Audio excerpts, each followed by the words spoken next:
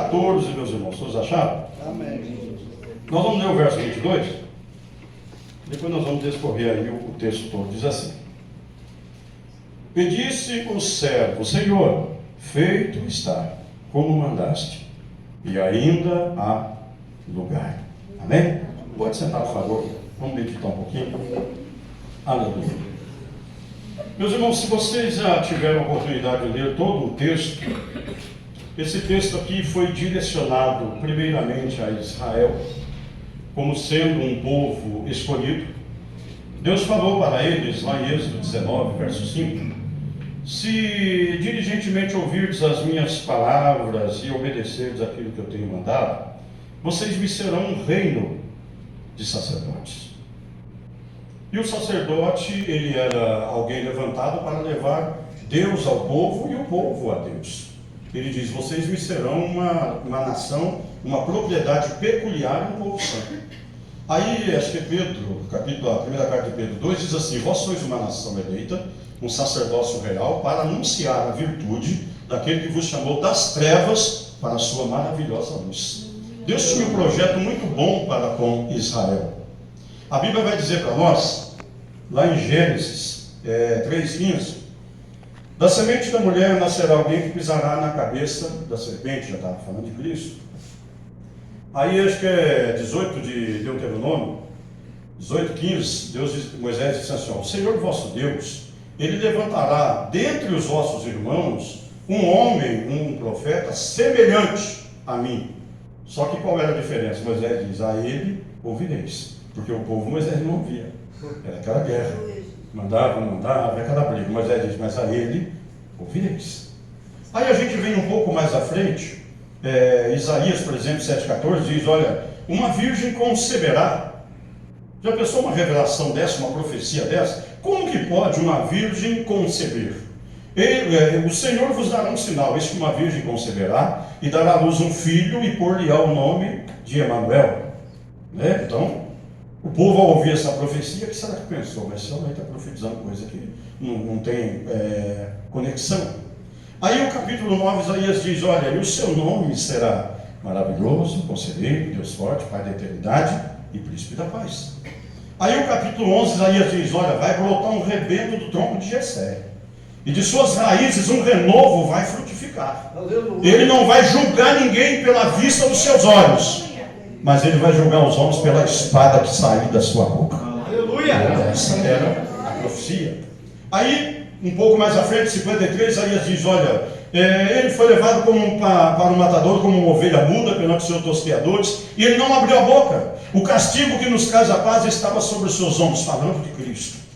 Aí, um pulo mais à frente, Miqueias falou onde ele ia nascer, Miqueias 5.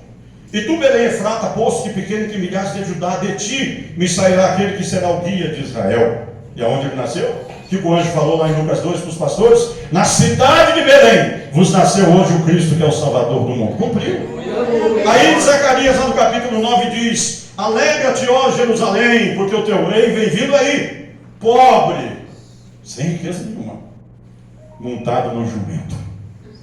Aí no capítulo 19 de Lucas, ele vai entrar em Jerusalém, a profecia tem que ser cumprida. Ele para e diz: desce lá e traz um jumentinho aqui, que eu preciso montar nele. Está escrito que é assim que tem que proceder. Aí Malaquias escreveu, no capítulo 4 de Malaquias, que o Senhor enviaria o seu anjo, que era João Batista, para preparar o caminho do Senhor, antes que viesse o Senhor que iria reger o povo. Aí as profecias vêm falando a respeito dele. Chega num dado momento, João escreveu no capítulo 1: e ele veio para os que eram os seus, mas os seus não o receberam. Aí entra esta profecia: as bodas estavam preparadas para os judeus. Quer ver? Efésios capítulo 2, leia comigo lá. Efésios capítulo 2. As bodas estavam preparadas para eles. Para nós não tinha nada reservado, não. 2. Glória a Deus. 2, verso 1. Aliás, verso 11. Efésios 2, 11. Portanto, lembrai-vos de que vós, em outro tempo, em outros tempos, eram gentios na carne. O que é ser gentil na carne? Não éramos da linhagem de Israel, Ninguém aqui é judeu e nem tem linhagem judaica. Só por esse fato nós já estamos condenados. Porque quando alguém dizer, olha, os gentios, para resumir, o que é gentil? É todo aquele que não é judeu. Todos esses são gentios. Então, vós que em outro tempo eras gentil na carne, chamado incircuncisão. O que era a circuncisão? A circuncisão era cortado o prepúcio do órgão genital masculino, para que o homem, ao olhar para a cicatriz, lembrasse que havia um pacto entre ele e Deus. Ninguém de nós aqui nós homens somos circuncidados. A Bíblia diz em Gálatas capítulo 3 que essa circuncisão hoje, ela foi feita no nosso coração. Não é na carne, é no coração. Não mais. E chamado circuncisão feita pelas mãos dos homens, que naquele tempo estava sem Cristo, separado da comunidade de Israel, estranhos ao concerto da promessa, não tendo esperança e sem Deus no mundo. Esta era a minha e a sua condição. Aí Jesus veio para trazer aquilo prometido aos judeus. Quando lá no livro de Lucas capítulo 4, Jesus está retornando do monte, a Bíblia diz que ele entra no templo para poder orar um pouco, e a Bíblia diz que ele fazia isso como de costume. Era costume de Jesus orar. Vai encaixando tudo isso hoje. Costume, não é obrigação. Lucas 18 diz, contou-lhes uma parábola sobre o dever de orar sempre e nunca desfalecer. Então é um dever nosso como cristão. A gente tem um hábito de orar só quando a bota aperta, não é verdade? E aí a gente ora, meu irmão maior gostoso, né? E chora, e geme, aí fala para o Senhor, alivia um pouquinho, não, quero ser um pouquinho mais aqui comigo. Então, Jesus, como de costume, desceu do monte. A Bíblia diz que ele entrou no templo, chegou lá, sentou, e o povo começou a abrir aquele trabalho naquela manhã. Quando alguém diz assim, hoje quem vai ler uma palavra é o filho de José, cadê ele? Está ali atrás. Jesus foi à frente. A Bíblia diz que ele pegou o pergaminho, abriu, saiu lá Isaías 61.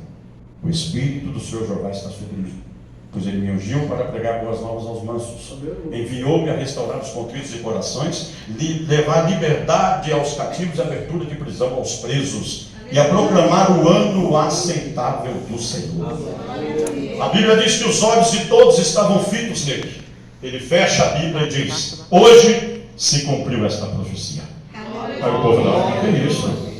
Não é o filho do José isso aí? Não. Que blasfêmia é essa? Veio para os que eram seus, mas os seus não receberam. A Bíblia diz que tentaram jogar ele num penhasco, mas tiveram medo da multidão e deixaram que ele passasse. E começou toda essa batalha. Jesus querendo abraçar o seu povo e o seu povo rejeitando o ser abraçado. Quando ele chega em Jerusalém, Lucas 19, ele olha para Jerusalém e chora. A Bíblia diz que Jesus chorou. Ele moveu-se de íntima compaixão, chorou, e ele dizia assim, ó Jerusalém, quantas vezes eu quis te agasalhar como as galinhas faz com seus pintainhos, mas tu não quiseste. Pode estar a tempestade que for, meu irmão, vocês sabem, vocês são da roça também, você olha lá no quintal, a galinha está com as asas abertas. Se for chuva de pedra, ela está tomando pedra nas costas, mas os filhos estão debaixo das asas. O Senhor diz, eu queria fazer com vocês a mesma coisa, mas vocês não quiseram. Então de agora em diante, vocês serão cercados com espada e com trincheira, até o dia em que reconheças e venha dizer, bendito o que vem em nome do Senhor. Então, Jesus, contando essa parábola, ele diz, olha, essa situação toda, todo esse banquete estava preparado para um povo. Mas graças a Deus, abramos aspas aí, que Israel o rejeitou, sabe por quê? Romanos 11 diz assim, que tendo Israel rejeitado a Cristo, ele então nos colocou no lugar dele. E a Bíblia diz que nós éramos considerados biblicamente como zambujeiro. Se alguém já teve a curiosidade, pesquise na internet, veja lá a árvore do zambujeiro. Ela é uma árvore de estatura média, vai chegar nesse tamanho só porque ela é um arbusto. Ela não serve para madeira porque é fina, não faz sombra porque a folha é pouca, e não vive em grupo. Ela é uma espécie de árvore que se tem uma aqui, a outra tem que estar uns 3 metros longe, você não vai encontrar zambujeiro perto do outro. Assim éramos nós. Ó, você não dava fruta, não servia para lenha, não sabia viver em comunidade, não fazia sombra para ninguém. Aí a Bíblia diz, foi lá e cortou a raiz verdadeira, né? O ramo natural, cortou. Foi lá, catou o zambujeiro, cortou e colocou ali. Por que que aquele zambujeiro mudou a sua espécie? A Bíblia vai dizer, a raiz é santa, por isso que os ramos se tornaram santos. Ah, mas então nós somos privilegiados. Em parte sim, mas em parte temos um peso sobre nós. Qual é o peso? Paulo escreveu, olha, mas não se exalte por isso. Porque se ele não poupou o ramo natural da oliveira, que foi o seu próprio povo, temas, porque ele também não vai poupar a ti. Se ele nos chamou a mim e a você, foi para fazer alguma coisa. Não é para nós ficarmos aquela rotina, aquela coisa costumeira. Ah, hoje tem culto, hoje não tem culto, vou pescar, nada contra pescar, mas acho que cada coisa tem um devido lugar. Ah, hoje não tem isso, vou fazer aquilo. A gente acostumou com aquela rotina, culto, casa, culto, casa, culto, casa, culto. Sabe o que Jesus vai fazer? Vai dar uma balançada. Capítulo 1 de Atos, voltando um pouco atrás, 16 de João, Jesus diz, quando o Espírito Santo vier, ele vai fortalecer vocês. Ele vai ajudar vocês, vai falar tudo aquilo que vai fazer vocês lembrar tudo aquilo que eu falei. Então o Espírito Santo vai vir para dar força para vocês continuar. Aí você vai lá em Lucas 24, 47, ele diz, não se ausente de Jerusalém, até que lá do alto vocês recebam poder. O que é poder? É força.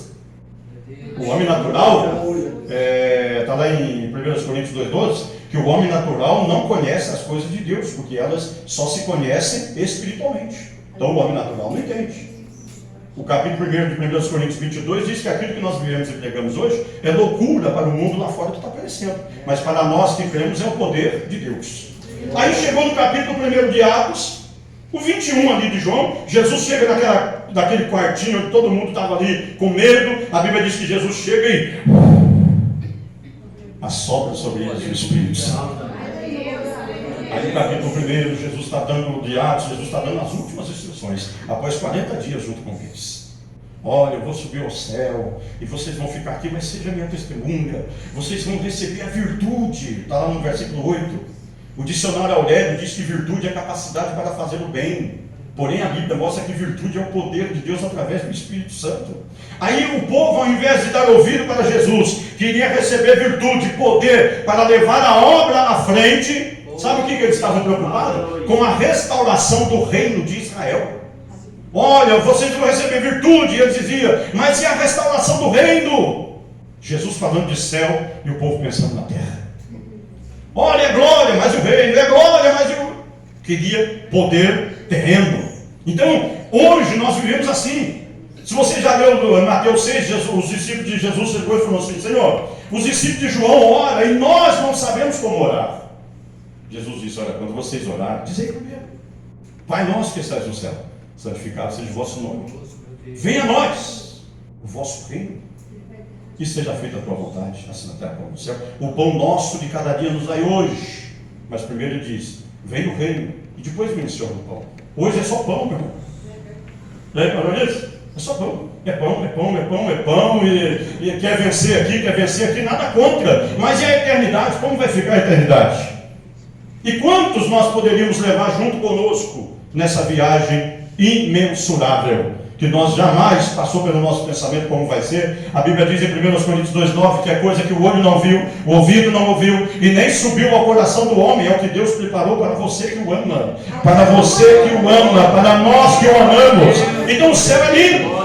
Então veja bem, aí Jesus falando, receba poder para testemunhar daquilo que eu falei. E o povo, mas e a restauração do reino? Porque eles achavam que Jesus ia vir à terra, ia arrumar um grupo de pessoas, ia descer a ripa nos romanos e eles iriam governar. No livro de Mateus 4, o diabo olha para Jesus e diz para Jesus assim no versículo 8, tudo isso eu te darei, se prostrar me adorares. Aí a Bíblia diz, mostrou o mundo e a glória deles. O mundo não reflete a glória de Cristo.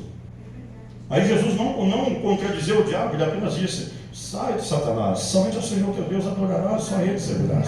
Mas esse mundo, acho que é no livro de João 13, Jesus diz assim, ó, o príncipe deste mundo se aproxima, e nada do que é dele está em mim. Jesus, eu não tenho nada desse mundo em mim. Né? Então, quando nós olhamos para essa situação, o povo preocupado com a matéria, Jesus falando do espiritual, o povo sossegou. Teve aquele milagre ali no capítulo 3, quando o coxo de nascença na porta do templo chamado Formosa andou. No capítulo 4 foi a primeira chuva que eles tomaram, levou lá dentro do quartinho, ripa em todo mundo. Aí chegou nele no verso 17 e falou assim: o que não vamos fazer com eles agora? Já batemos. Vamos dar uma dura neles que eles não vão pregar mais. Chegou neles e falou assim: olha, vocês estão expressamente proibidos de falar nesse nome. Aí Pedro olha para eles e diz: olha, julguem de vocês mesmos. O que é nisto? Obedecer a vocês? Obedecer a Deus. Nós não vamos pagar com isso depois. Isso é na vontade. Capítulo 5, a igreja começa a ser perseguida, os bens da igreja começam a ser saqueados. Tiveram uma ideia? Venda tudo que tem, traga para a igreja. Os irmãos não dão jeito de esconder isso. Depois que passar a perseguição, vocês pegam o dinheiro e compram de novo. Sempre tem um espertinho no meio. Vocês lembram o nome dele, lembra? Ananias. Ananias chegou e conversou com a Safira. Gente fina, Safira, viu? Cooperava com ele em tudo, até na mentira. Não deixa lá não, vai com o Pedro dar o golpe desse dinheiro seu aí. Dá só a metade, bobo. Fala para ele que vendeu só por isso. Aí Ananias chega: bom Pedro, está aqui, ó. Pô, você vendeu aquela terra toda por 300 conto? Foi. Espírito Santo. Mentira. É uma obra de Deus. Existem lugares na igreja vagos por pessoas que ainda não tiveram oportunidade de vir, mas existem muitos lugares vagos por pessoas que brincaram de ser crente. Deus não permitiu que eles ficassem na congregação dos justos. Entendeu? É isso mesmo, Daniel? Mentira. Daniel, pois não, Pedro. Por que você deixou Satanás encher teu coração? Como assim, meu Pedro? Você está mentindo? Sabe onde você vai? A porta. Tiraram o homem da tenda ali arrastando. Aí chega a irmãzinha Safira. Safira, é verdade que vocês venderam aquela terra por 300 conto? Foi. Pois é, minha filha, o caminho do teu marido é o seu. Aí a Bíblia diz: houve grande temor na igreja. Mas aí ficaram naquela, com medo, não sabia se ia, se não ia. Nós vamos seguir para frente, não vamos, ninguém sabia. Aquela preocupação de sair na rua. Aí sabe o que aconteceu? Um homem chamado Paulo de Tarso. Ele foi um instrumento de Deus desde o começo.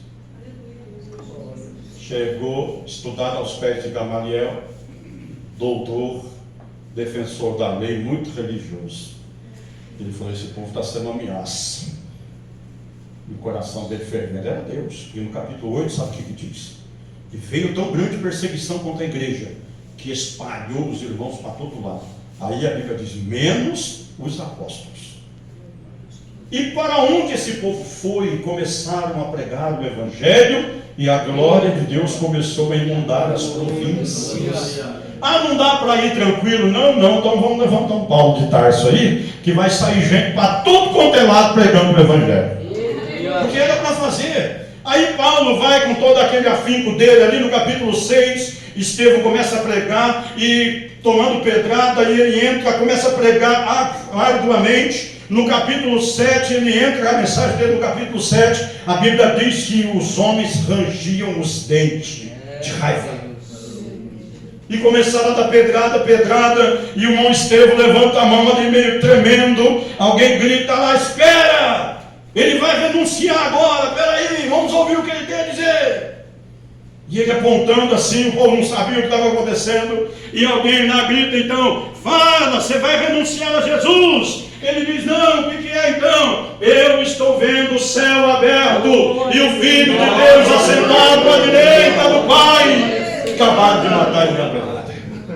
Cataram as vestes dele e jogaram nos pés de um jovem chamado Saulo de Tarso. Ele aproveitou a insígnia que tinha, correu aos mandatários, disse: me dê carta branca. Eu quero trazer, como ele trazia homens e mulheres amarrados e arrastados de volta para Jerusalém. E sai com aquela fúria avassaladora. A igreja já estava sendo anunciado o Evangelho fora das províncias de Jerusalém. E no meio daquele deserto, um sol escaldante, a luz do sol vira sombra, porque a luz daquele que Estevão viu do lado do trono do Pai apareceu naquele deserto. Paulo diz em seu testemunho no capítulo 23 de Atos: a luz era tão forte que o sol escureceu, não vi mais nada. O sol do meio-dia desapareceu. Quando ele cai no meio daquela areia, sem ver nada, ele só pergunta: quem é o Senhor? Eu sou Jesus, aquele que você vem perseguindo. Duro para você é recalcitrar nos aguilhões. Duro para você é cair em contradição das suas palavras, porque Paulo não acreditava em Jesus. Duro para você é isso. Olha, agora levanta, acaba de chegar na cidade, entra lá na cidade, entra na rua direita lá, que já eu vou resolver isso aí. O irmão Ananias estava lá orando, e de repente o Senhor chega e diz: Ananias, vai na rua chamada direita, você vai procurar ali numa casa, a cor ali é azul, você vai ver que um homem está lá dentro, precisa de oração. Quem é ele, senhor? Saulo de tal. Não, esse não. Isso não dá. Ananias, vai. Senhor, mas muito eu ouvi falar acerca desse homem. Mas vai. Ele é para mim um vaso escolhido para pregar o Evangelho. E eu vou mostrar para ele o que é sofrer pelo amor do meu nome. Vai lá. Quando Ananias chega na casa daquele homem onde Paulo estava hospedado, ele abre a porta e Saulo já sabia. Quando ele abre a porta, Paulo diz: entra, irmão Ananias. Ananias diz: o Senhor me mandou aqui para orar por você, para que as escamas dos seus olhos caiam. Quando caiu as escamas dos olhos, caiu o véu da ignorância e da religiosidade. E esse homem então veio propagar o Evangelho de Cristo. Então veja bem, meus irmãos, toda esta ceia, esse jantar, esse banquete, foi preparado para os judeus. Não quiseram. Pela queda deles, Deus nos colocou no lugar deles. Agora, não vamos repetir os mesmos erros que eles cometeram. A Bíblia vai dizer no capítulo 10 de 1 Coríntios, que todos eles foram batizados em Moisés, quando atravessaram o Mar Vermelho. E tem pessoas que têm aquele dilema: mas e o povo do passado que não foi batizado, como é que foi salvo? É só ler a Bíblia. 1 Coríntios 10 diz que todos eles foram batizados num dia só, quando atravessaram o mar lá do Jordão, né, o Mar Vermelho, para poder sair do outro lado. Todos eles foram batizados. Aí a Bíblia diz: mas como a maioria deles não se preocupou em agradar a Deus, Deus os matou no deserto. Então qual é a nossa finalidade? É agradar ao Senhor, não é desagradar. Manda quem pode e obedece quem tem juízo. Então vamos aqui a esta passagem bíblica. Quando ele prepara todo o banquete, ajeita tudo, aí ele fala para o servo: olha, dá uma ida lá, avisa o povo que já está tudo preparado. Aí chega na casa do e diz: olha, o Senhor está chamando, está tudo preparado. Rapaz, eu comprei umas juntas de boi aí, eu vou ter que experimentar. Tá bom. Irmãos, não é coisa assim de... Quando a Bíblia fala esse tipo de coisa, não é hoje. É que a pessoa quer viver naquilo. Um jovem, um mancebo rico, chegou e falou para Jesus assim: mestre, eu vou deixar tudo e vou te seguir. Jesus disse para ele assim: então vamos agora. Ele falou: não, mas deixa eu enterrar o meu pai e a minha mãe primeiro. Aí Jesus disse a ele: olha, deixe que os mortos sepultem os seus mortos. Os pais deles não estavam mortos. Ele queria viver ainda todo o tempo que ele tinha, cuidando da mãe e do pai. Depois que não tinha mais nada para perder, aí ele iria servir a Jesus. E foi com isso que o Senhor não concordou. Senhor, eu quero ganhar a minha vida aqui primeiro. Nada contra, meus irmãos, quem tem os seus sonhos, tá? Cada um tem os seus sonhos, projetos, e tem que cuidar mesmo da família, isso aí é essencial. Porém, o Mateus 6,33 diz: buscai primeiro o reino de Deus, e todas as demais coisas vos serão acrescentadas. Que coisas são essas que Jesus falava? O verso 20 diz: olha, o vosso Pai sabe que vocês precisam comer, beber, vestir, mas não fiquem inquietos com isso, porque quem faz isso são os ímpios. É aqueles que não conhecem a Deus. Ele diz: agora vosso Pai Celestial conhece a necessidade de vocês. É o tempo de servir a Deus, então vamos servir a Deus. Então o que acontece?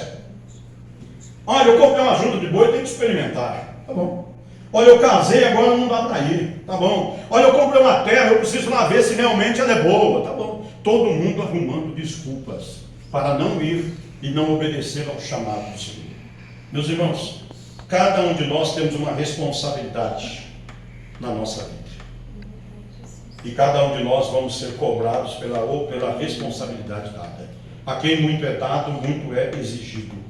Ah, mas é aquele que é pouco dado. A Bíblia diz, pouco será exigido também, é de acordo com aquilo que tem. Então, vivemos um período, hoje, por exemplo, nós estamos aí encerrando mais um ano, em volta da tal pandemia. Essa pandemia deixou muitas pessoas desempregadas, muitas pessoas perderam seus patrimônios, muitas pessoas perderam empresa, muitas pessoas se mataram. E sabe qual que é o mais triste disso? Descobrimos que nós não somos muito bons para viver em família. Quando confinou a própria família dentro de casa, a violência doméstica aumentou absolutamente. As pessoas não são capazes de viver entre a própria família. Descobriram isso. E através de uma coisa ruim.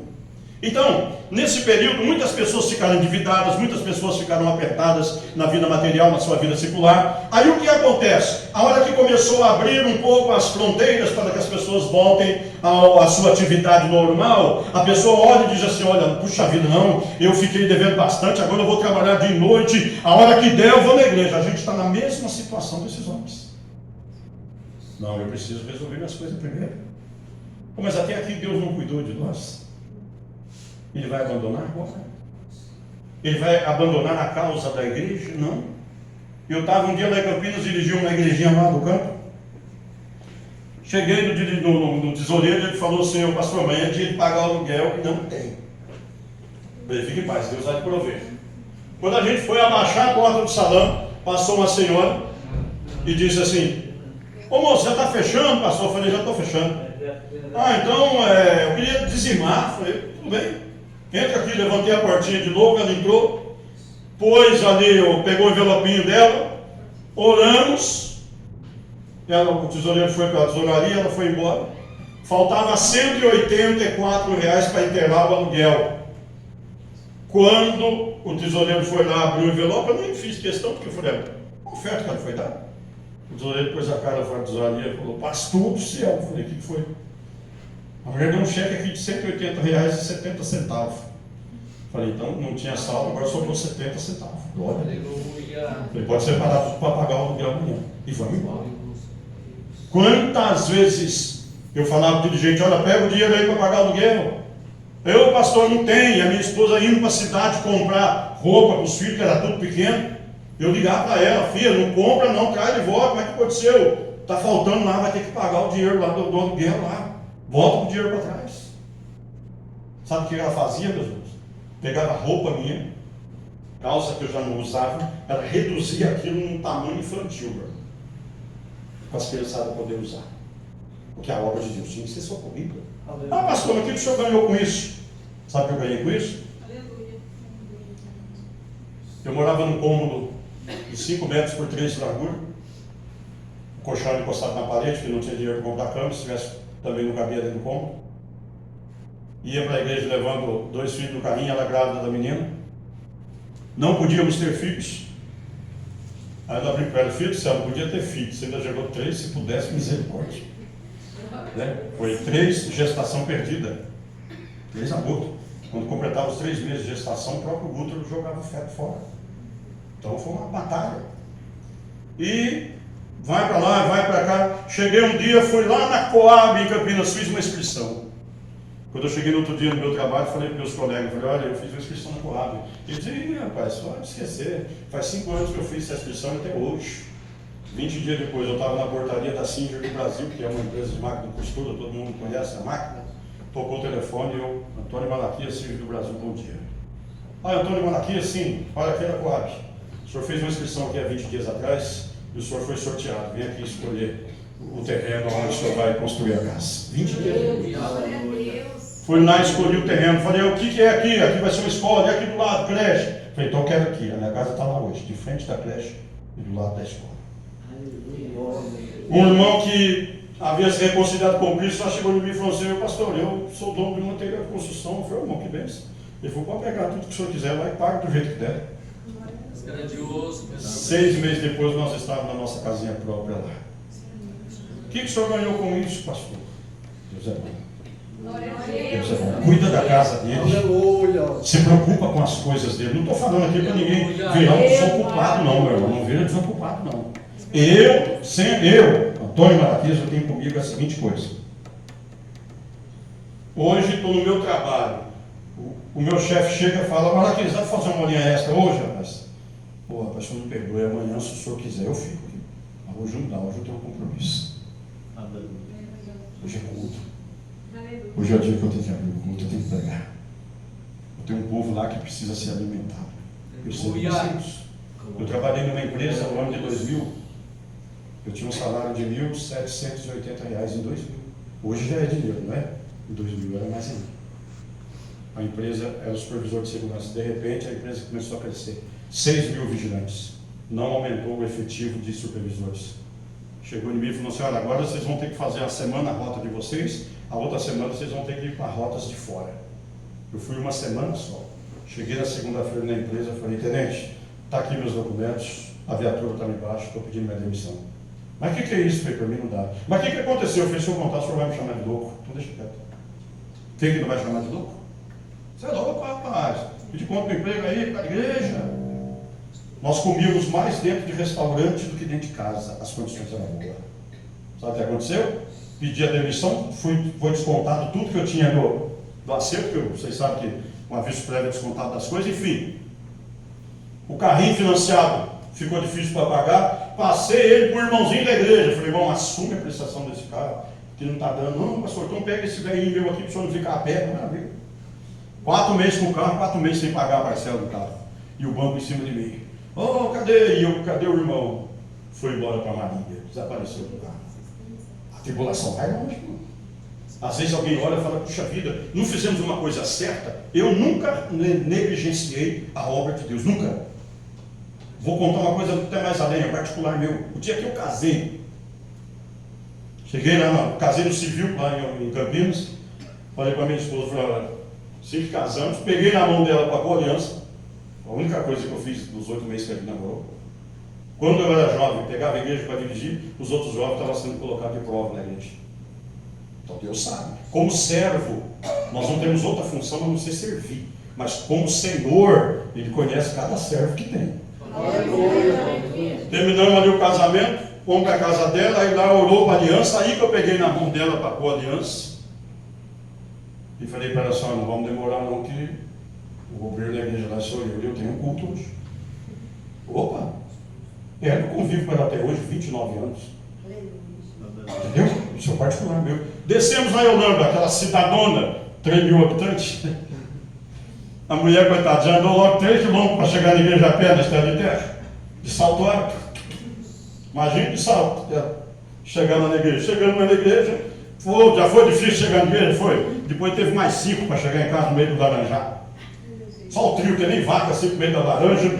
Eu sabia que eu vivia lá. Só aquele triozinho, um matagal de lado. Eu falava: ô filha, mas ela não fica tranquila, não, Deus é assim mesmo. Eu casei com a pessoa certa, essa aí vai me ajudar. É bacana. Tá lá. Então, me ajudou e tudo: filha, não vai dar mais para ser supervisor, não, porque não está dando para cultuar. Ela falou: filho, pega a conta disso aí, que isso aí é laço do diabo. Tem esse negócio de: não, mas e o restaurante, como é que eu vou comer? Não, meu irmão. Entendeu? Aquilo ali eu chamo de pau para toda obra. Falei: então amanhã, pega a conta. Aí veio essa confusão toda. Vou lá buscar o carro, achei o camarada lá em Marília. Chegou lá, ele pediu para encontrar na pista, entregou o carro para mim, pegou o carrinho velho dele, foi embora. E eu entrei no carro, pus os filhos dentro e andei e comecei a escutar aquele barulho. O pneu rodava, fazia que trem é isso aí, meu Deus do céu. Quando eu parei, irmãozinho, dei uma olhada pro pneu, cadê borracha de pneu aqui trabalhando só? Parecia um carro fantasma andando no asfalto, só faísca que saía no começo da noite. Meu Deus do céu, como é que eu chego em casa 200 quilômetros até Campinas, que esse negócio sai de fogo na roda desse jeito aí? Tribulação, meu irmão. Oh, puxa vida, olha, o pastor pediu a conta lá porque é preocupado com a obra de Deus. Na nossa mentalidade humana, no outro dia era melhor para estar empregado com um salário melhor. Mas o céu sabe o que faz. Se a gente entender isso, nós não seremos desamparados. Pode ter certeza disso. Enfim, as coisas vêm e vão, meus irmãos, e as batalhas estão aí. O que nós não podemos é ser negligentes com as coisas de Deus. Se a gente cuidar do reino primeiro, o reino vai cuidar de nós primeiro. Então o servo volta e fala: Senhor, o negócio é o seguinte, tem gente correndo atrás de terra, outros correndo atrás dos gados que comprou, um outro comprou terra, foi lá ver se está tudo bem. Ele é tão bom, ele poderia fazer assim: tá bom então, que deu um ataque cardíaco nos gados lá, que já caia morto agora. Mas ele não faz isso. Ele é bom demais. Ele é bom demais, meu irmão.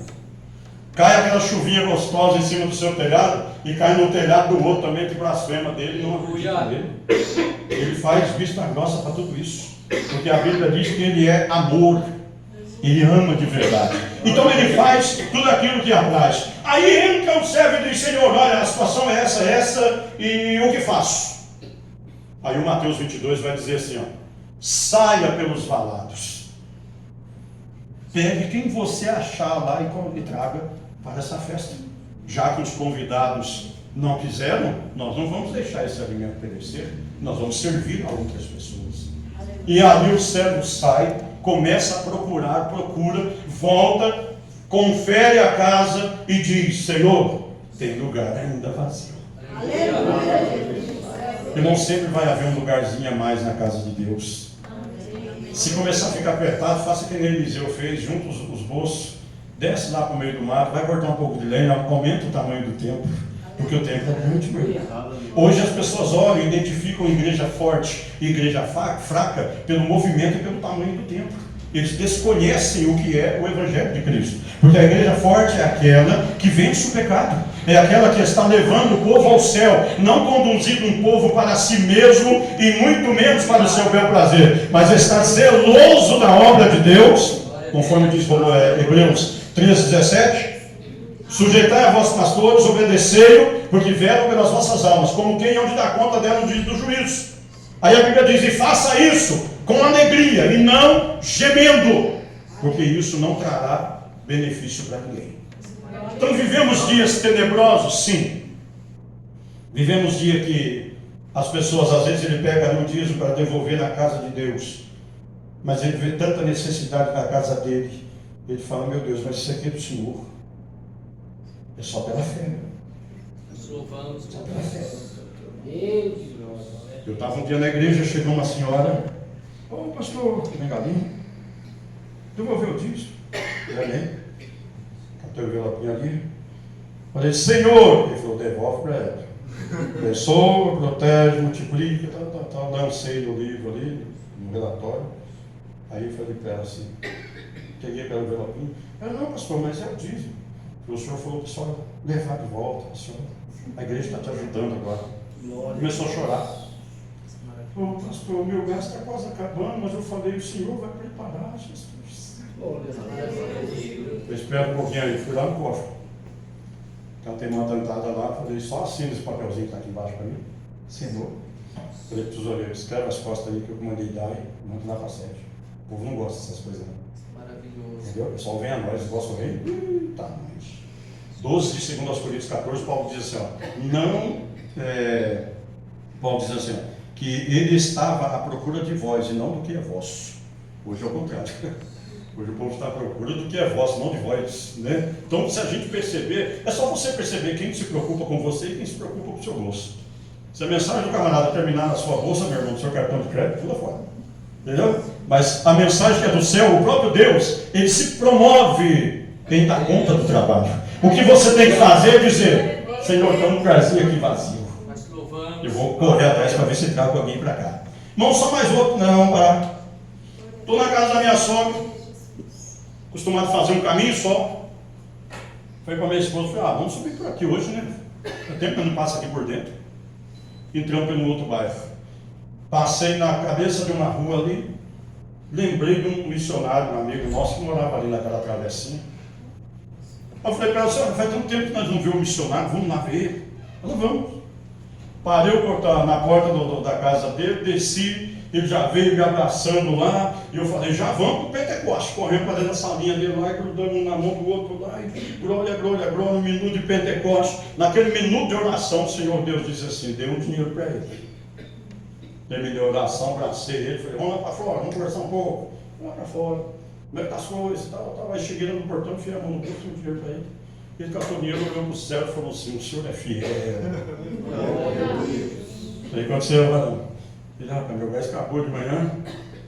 Eu orei e falei, Senhor, e agora? Ele não podia trabalhar, ele era deficiente. O Senhor falou assim, calma que eu já estou mandando um servo meu aí.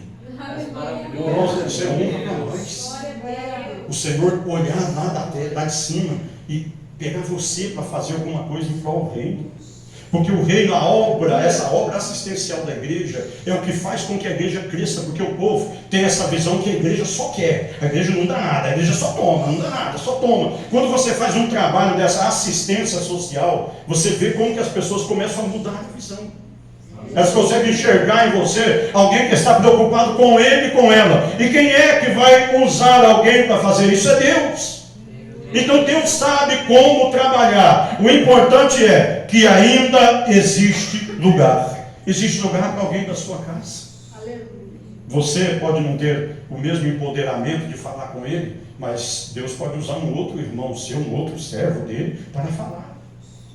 É gostoso, meus irmãos. Estava fazendo culto na minha mãe, fiz culto 1 ano. Estava falando com a José Ribeiro. 1 ano, meus irmãos, só falhamos um sábado lá porque meu filho estava doente. E era de ônibus.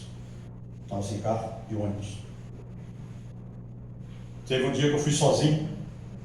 Falei para o irmãozinho que estava comigo. Eu preciso ir embora hoje, vou lá para a beira da pista, ver se consigo pegar um ônibus ainda. No meio do caminho começou a chover. Sempre quando eu passo na beira daquele posto, que tem na beira da rodovia Ademar de Barros, que vai para Mogi Guaçu, eu vejo até hoje a pilastra onde eu dormi sentado lá, encostei as costas naquela pilastra, fechei o olho lá e a chuva caindo, molhado, não tinha como voltar porque era 12 quilômetros até chegar na minha mãe. Falei, agora vou descer o dia mesmo. Encostei naquela coluna, frio ali, água caindo, passava a mão no rosto. De repente, umas 3 e pouco da manhã, a chuva parou. Eu quieto ali, né, tentando acumular o máximo de calor. Escutei aquele barulho do meu lado. Aí eu disse que o mineiro não é besta, né? Mineiro não é besta, não. Mineiro só tem um jeitão de tentar meio esquisito, mas é esperto. Abri só os olhos, para ver o que estava acontecendo. Esse lado não deu para ver, abri o outro, quando eu abri o outro, a cabeça do cachorro, preto, tamanho do mundo assim, daqui na coluna, estranhando eu encostado na coluna, agachado, que nem um curiango, né? E rosnando, falei, agora, pensei umas 10 vezes, se eu me mexer, ele pega, se eu ficar quieto, ele vai pegar do mesmo jeito, e agora, ali o trem ficou feio, não é? Aí fui abrindo o olho devagarinho, abri o outro, aí quando eu dei uma olhada mesmo para ele, ele deu aquele chorinho dele, baixou o rabo e saiu correndo. Eu misericórdia, uma olhada da mordida de cachorro 3 horas da manhã e lascou. Mas a igreja está lá, faz 3 anos já. Entendeu? 3 anos. E melhor, o pessoal que era do próprio sangue afastado, está tudo lá servindo ao Senhor. Então, a obra de Deus, não só assim. Lute por ela, é fácil, não é não. João 16:33, Jesus diz, olha, eu tenho vos dito isto para que em mim vocês tenham paz, porque no mundo vocês vão ter aflições. E é nesse momento de aflição que você dobra o joelho, você chora, você se desmonta ali na presença do Senhor, entra da porta para dentro, quebrado. O inimigo olha e fala, nossa, o tanto que eu bati nela hoje, amanhã não é crente mais. De repente você acorda de manhã, a primeira coisa que você faz é dobrar o seu joelho para agradecer a Deus de novo. Isso confunde o inferno, confunde tudo. Então lute por isso. Um povo mais privilegiado na face da terra rejeitou. E aqueles que eram os rejeitados são os herdeiros do reino. Aleluia. Finalizo. Romanos 11 diz, Deus usa nós hoje como imulação para os judeus. O que é isso? Deus está fazendo através de nós coisas para que os judeus sintam inveja de nós, que eles realmente entendam que Cristo veio, nós o recebemos e eles ficaram de fora. Aí Paulo diz então que Deus está fazendo com que nós hoje causemos essa inveja neles, para que eles também venham a adorar o Cristo verdadeiro. Então é privilégio para nós. Mas nunca se esqueça desse tema. Senhor, fiz tudo quanto mandaste, mas ainda tem lugar vazio. Sempre vai haver um lugar para alguém necessitado e carente. Amém? Deus abençoe. Palma para Jesus, bem alegre.